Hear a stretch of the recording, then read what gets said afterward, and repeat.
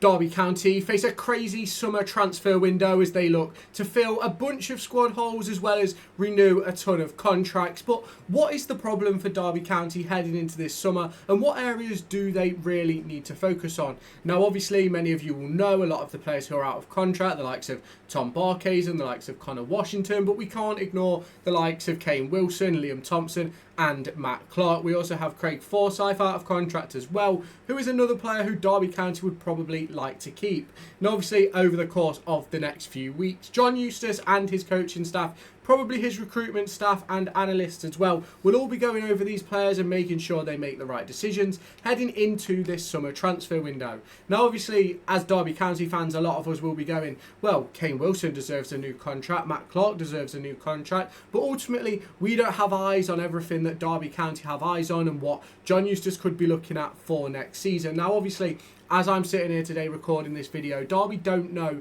the position and the league status that they're going to have for next season. Is it going to be League One? Is it going to be the Championship? And obviously, that does sort of hold a weight when it comes to this conversation, because obviously if we're in the Championship, a player like Matt Clarke, a player like Kane Wilson probably signs on the dotted line with no hesitation. Whereas if we're in League One, they probably wait a little bit, see what potential opportunities come their way and see if staying at Derby County is the right deal for them. And this is where I think the dilemma sort of starts to come in for Derby County, because as much as we know that Matt Clarke is a brilliant footballer, Kane Wilson's a brilliant footballer, Liam Thompson is unbelievably effective at the moment, Craig Forsyth, ultimately another player who's effective, we also know that these players may get offers elsewhere which Derby County may not be able to contend with, or if Derby County go down a division, it obviously makes Derby County a less advantageous proposition. Now, the big thing for me heading into this summer window is filling those gaps and filling those holes and making sure that the players we're getting rid of, especially those in the forward line like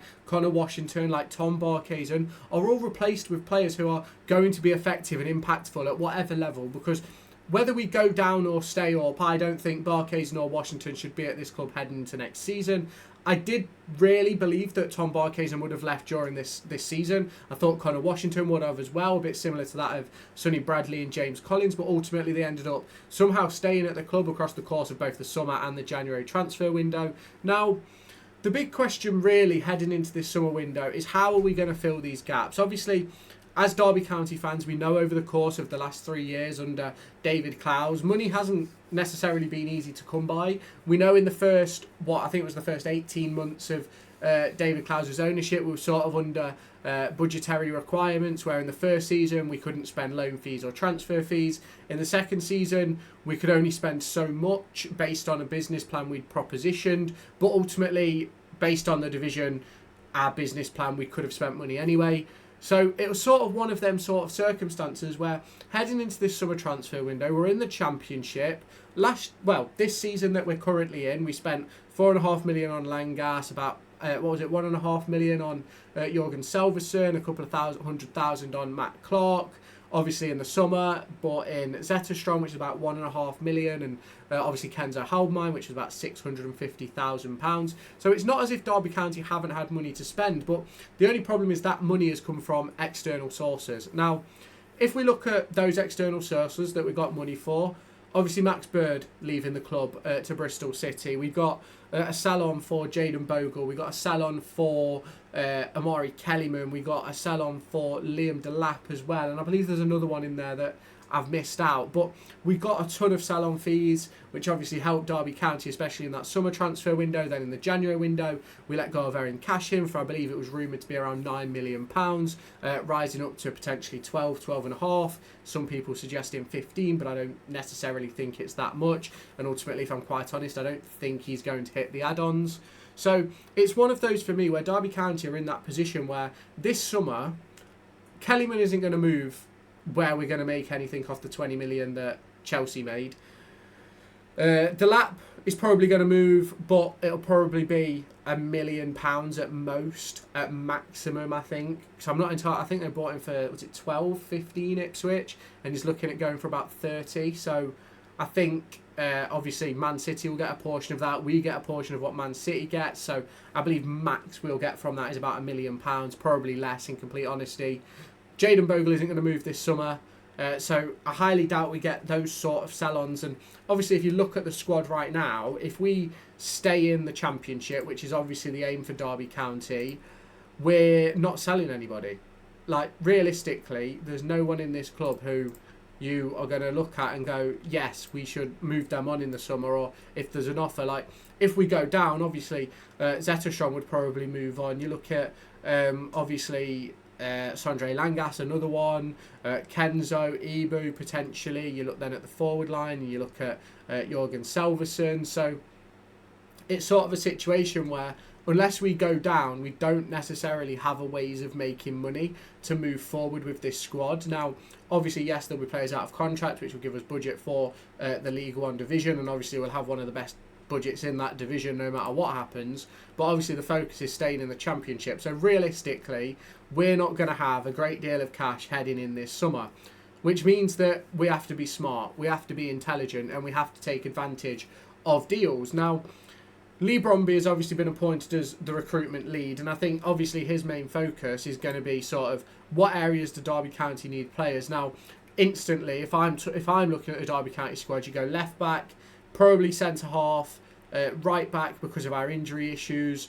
We need a couple of creative midfielders. I'm not talking a Ben Osborne, a Weebo Adams, a Liam Thompson, who's a proper workhorse. I'm talking a proper creative midfielder. You look in the wide areas. Mendes Lang and Caden Jackson haven't really been great this season. Corey Blackett-Taylor hasn't been able to stay fit. So you probably argue we need a couple of wingers. You look at the number 9 situation. Obviously, Jerry Yates heading back to Swansea. Lars Jorgen Selverson is going to be our only necessarily senior striker. Yes, you could probably argue Dejan Brown, but in my opinion, he's not yet senior. Yes, he's made a ton of appearances this season, ultimately not enough and not enough starts for me. But a player like Dejan Brown, I don't think you can consider senior, so we probably need a couple of striking options as well. Now, obviously, when you look at sort of the academy and potential players who could move up through the ranks, you obviously do look at a Dejan Brown, you look at a Lennon Wilden, you look at a Owen Eames, a Niall McAndrew, a Cruz Allen, who could potentially step up next season. But what we've got to do is make sure that that base 11 that we start with on the first game of the season, whether it be League One or the Championship, is straight away competitive, and we're not sort of guessing, oh, he could be good, but we don't know yet. He's got a lot of potential, but he's not yet hit the heights we anticipate. And that is sort of the conversation that is going to have to go on between John Eustace, the recruitment team, the academy staff, and things like that. And that is obviously what's important heading into this summer transfer window. Now, obviously, when we're looking at those positions, obviously at left back at the moment we've got Craig Forsyth, Callum Elder and Ben Osborne can fill in, and Liam Thompson can fill in at worst case scenario. But ultimately we need a younger, hungry left back who can play that position consistently week in, week out, that we aren't worrying about picking up major injuries like Callum Elder's done at times this season. And obviously I mentioned the right back position as well, and I love Kane Wilson, I love Ryan Niambi, but the problem we've had this season, and the reason why I don't think Kane Wilson has had as much impact as he probably should have done, is again those injuries. I think Ryan Niambi is the best one-on-one defender in this division when match fit. When he's 100% match fit and sharp, I think he's the best one-on-one defender in this division on a full-back position. Now, obviously with Craig Forsyth, I personally would give him another year, but I do believe that he'll be more of a centre-back option heading into next season when we're playing a back three. I don't necessarily think you look at a Craig Forsyth as that sort of left wing-back option. I don't think you look at a... And realistically, yes, Callum Elder's been great in that position, but can I see Derby County playing a back five next season?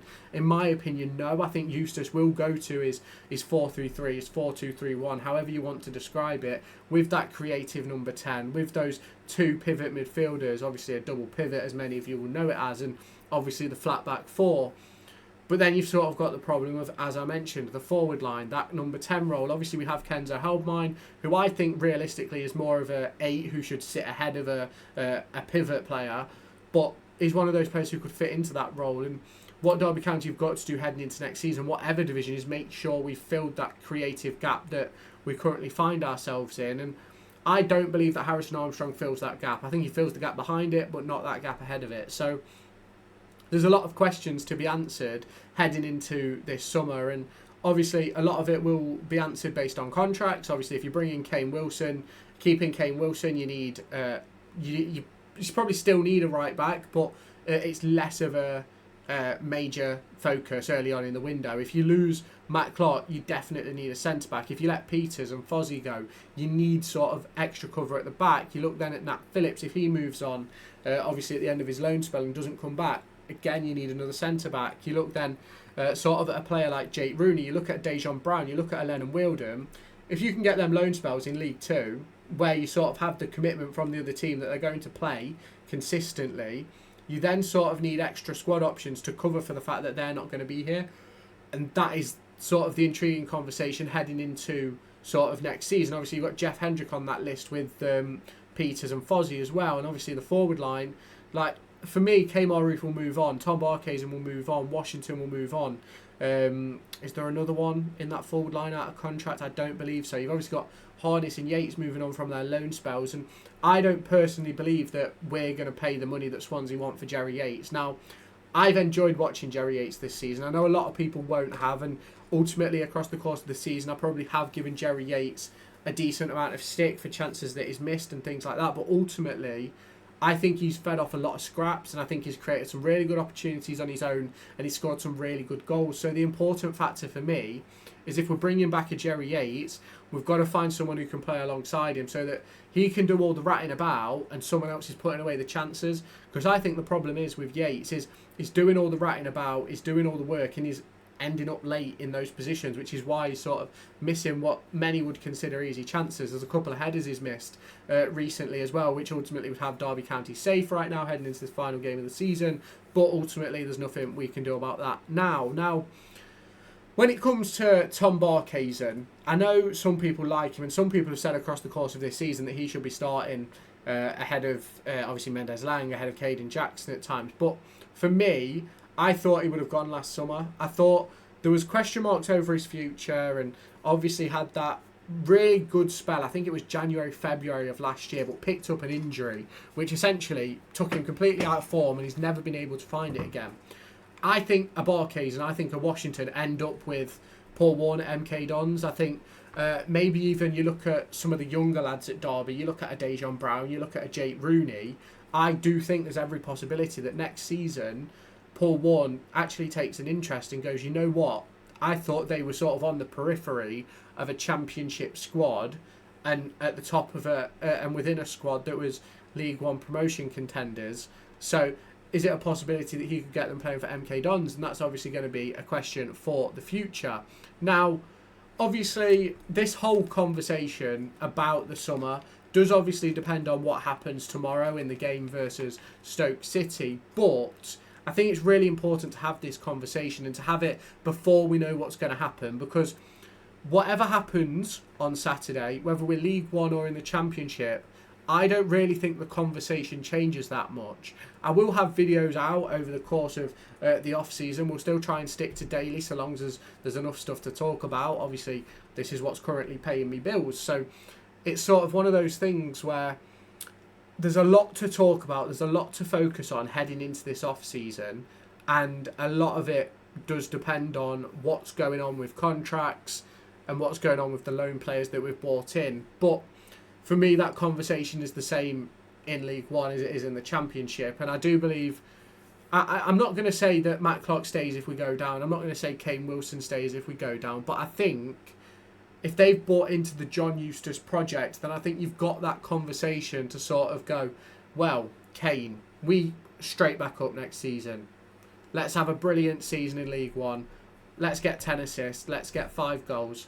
Let's go up again, right? You can have that same conversation with Matt Clarke.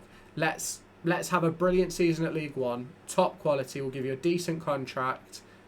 And let's go again. Let's get automatic promotion next season and let's sort of push forward. Now, obviously, as a Derby County fan, we don't want to have that conversation about League One. We don't want to have the conversation about where we could be should we lose and should other results go against us. But it is important that we have that those players now. Will they have had conversations about contracts? I personally believe so. I think all of the players that are out of contract will have an idea of what the plan is.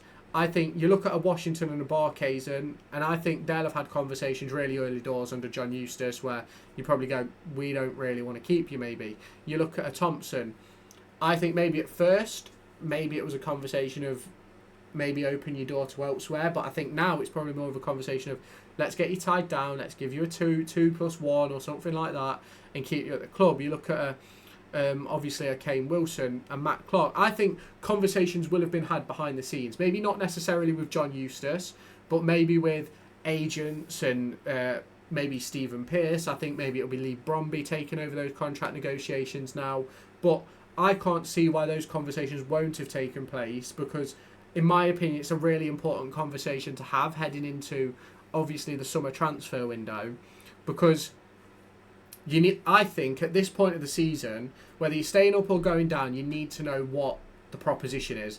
Because if we're going down and Matt Clarke doesn't want to stay if we go down, then that's an extra centre back you've got to find. If Kane Wilson goes, I don't want to stay if we go down, that's an extra wing back to find. Ryan Niambi, if he doesn't want to stay, obviously he's under contract until next summer, I believe, but that would be another player that we've got to potentially move out to keep. And in my opinion, these conversations would have been had with every single player. If Derby County stay up, do you want to stay? Answer will probably be yes. Derby County go down, do you want to stay? A lot of players will say no, a lot may say yes. Now, and that is sort of the conversation we're in, and it's the situation that we're going to have to deal with across the course of the next few weeks. And obviously until that retained list comes out, which I'm hoping doesn't come out Monday or Tuesday, because I'm not at home, so I won't be able to record a video. But there's, like, I think we've got to be ruthless. I don't think we can keep hold of players who, like a Barkhazen, like a Washington, like they just need to move on. And there's other players in the squad who I think need to move on, even though they're under contract. I think realistically there's got to be real questions asked about Caden Jackson, about even Mendes Lang. Like, you look then into sort of the midfield, I think Ben Osborne, there's got to be a lot of questions on his head because of his fitness. You look then in sort of like the back line, you look at a Joe Ward, you look at a Ryan Niambi, you look then at obviously Josh Vickers, potentially could move on this summer. Does he want to be a number 2? Obviously recently he's been the number 1 because of Zetterstrom's injury, but would he have been a number 1 without Zetterstrom getting injured? No. So there's all these questions that are going to need answering over the course of after Saturday, and I think hopefully I'm prepped for celebrations and commiserations. So it's one of those things where it's going to be whatever happens after Saturday's game, there is going to be big conversations about the likes of Vickers, the likes of Fozzie, the likes of Elder, because we've got to make sure that we've got players who are going to be fit and available, and we've also got to make sure that we've got the experience in the dressing room and they've got the right talking points to sort of go forward with. And obviously, yes, that falls on John Eustace, and John Eustace has been an excellent coach across the course of his career. 1.8 points per game at Kidderminster Harriers. Obviously only did 7 games at QPR, but I think it was 1 point a game. Birmingham City saved them from relegation, went on to put them at the edge of the playoffs. Blackburn Rovers again saved from relegation, put them at the end of the playoffs. And his best spell at the moment, 1.5 points per game, 6 wins, 2 draws, 5 defeats for Derby.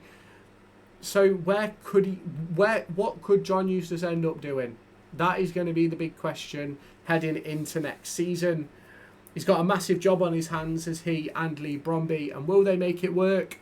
Only we will know in a few months' time. Obviously, let me know your thoughts down in the comments. If you have not done so already, make sure you hit that subscribe button down below. You turn on that notification bell to stay tuned for all of my latest content. If you have not done so already, hit the subscribe button, hit the notification bell, and hit that like button, and I'll catch you in my next one.